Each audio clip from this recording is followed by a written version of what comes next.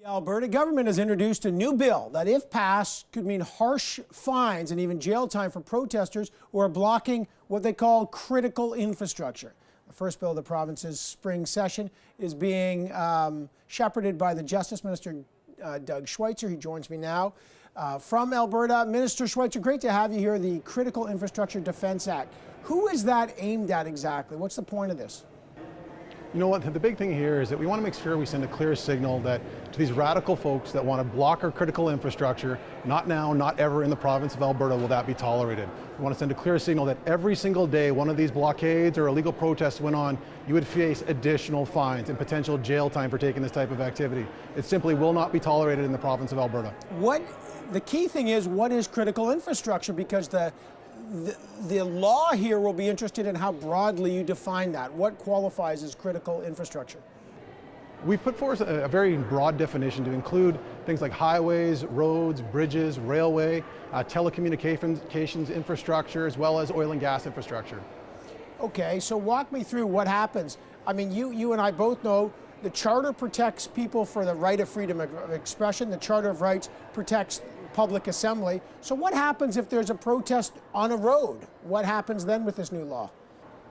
Well, the police have their discretion on the ground, but people are allowed to have their lawful assembly, but they cannot have a coordinated strategic approach that's going to be unlawful in their intent. That's the way that we've designed this law. So if people want to do this, if they want to shut down rail, for example, they will each individually face fines of up to a minimum of $1,000, up to $10,000 on first instance. The second day, the fine could go up to $25,000. We're also going to go after people that aid and abet them as well. You want to bring them food, you want to help them with their supplies, you can face penalties as well as the organizations helping them.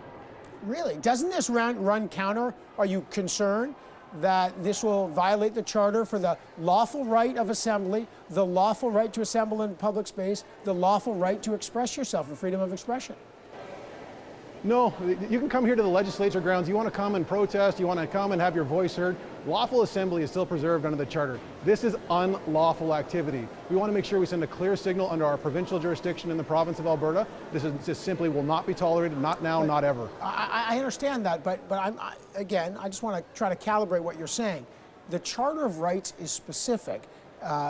It applies to any member of the public who assembles on a public space. This is very different than, let's say, a private space where then CN Rail, they may own the tracks, they can get an injunction, they can enforce private property. But in a public space like a road, how does that not infringe on someone's civil rights?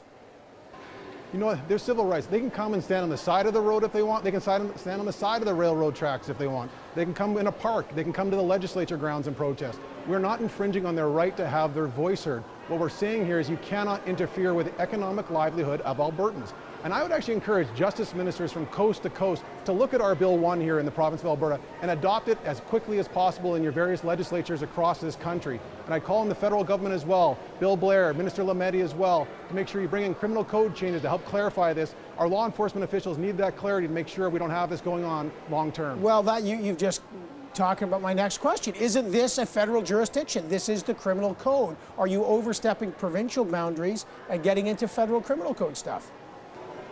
This right here, this goes in within administrative rights that we have as a province to ensure that we can facilitate and have our economy. We were very clear in our drafting to ensure that this bill is within our jurisdiction, but I'd encourage the federal government, you need to look at your criminal code. You need to make sure you're clear in your instructions that you provide to law enforcement. In Alberta, when those blockades went up, immediately we took action. We took steps saying this should not be tolerated. We expect law enforcement to enforce the rule of law. The federal government took a very different approach. They're saying they want to have discussions. Who are you talking to? These illegal blockades are being brought up. They're pop-up on Twitter. People going there. This is just simply unacceptable. They need to have clarity in the rule of law. I guess so, but I mean, you know, they're already, a lot of these folks know they're breaking the law. A law telling them, people who are breaking the law, that they can't break the law, I'm not sure what impact it would have. What about Section 35, which guarantees Aboriginal rights? Will this run afoul of that? We went to make sure we carefully drafted this. We're not worried about this thing being offside when it comes to the rule of law. This is going to come purely within our provincial rights to bring forward legislation like this, but we want to make sure we send a clear signal that Alberta is not to be targeted. We want to make sure we send a clear signal. Our economy will operate freely.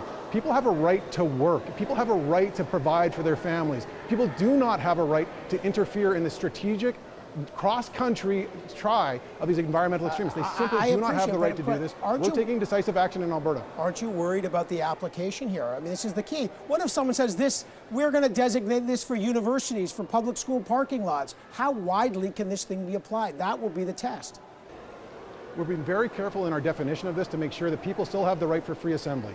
If you want to have your protest the way that we've done in our entire history as a country, you still have that right. Things are changing right now. We've never seen anything this coordinated in this way, using social media and other tools.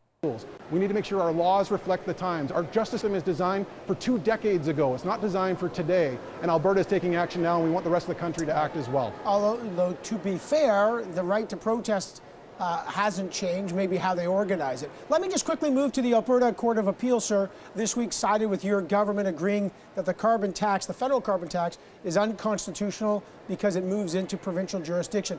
The feds are going to take it to the Supreme Court. What action now will your province take? Well, we sent a letter here today to the Minister of Justice for the federal government to immediately remove the carbon tax on the people of Alberta, and also to reimburse the illegal carbon tax that they've imposed on Albertans for the last 2 months. They need to take this action now. This is unlawful, and it needs to be removed from the province of Alberta. You know they're already getting reimbursed. The government's going to say there's already a reimbursement, but the government's saying, well, the courts, the appeal courts in Ontario and Saskatchewan sided with them. Now Alberta sided against them. So why do you think they would back down? This is the highest court in the province of Alberta. We've told the federal government they should not have brought this into the province of Alberta. We campaigned on it. 2 elections in Alberta, elected people to represent them that are fighting the carbon tax. Albertans don't want it. The highest court in Alberta, the law in Alberta right now is that this is illegal. This is unconstitutional. The federal government should respect that. Justin Trudeau should humble himself, recognize that we have Western alienation, and he should remove the carbon tax immediately from Albertans. What if the Supreme Court sides with them next month? Will you guys drop the fight against the federal carbon tax? Well, the real question, though, is what happens if the Supreme Court sides with Alberta?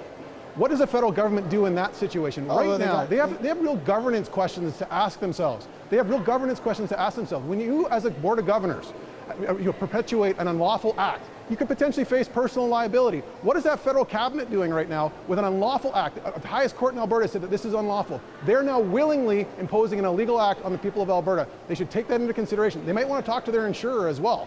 Well, how much do you think they could be liable for this?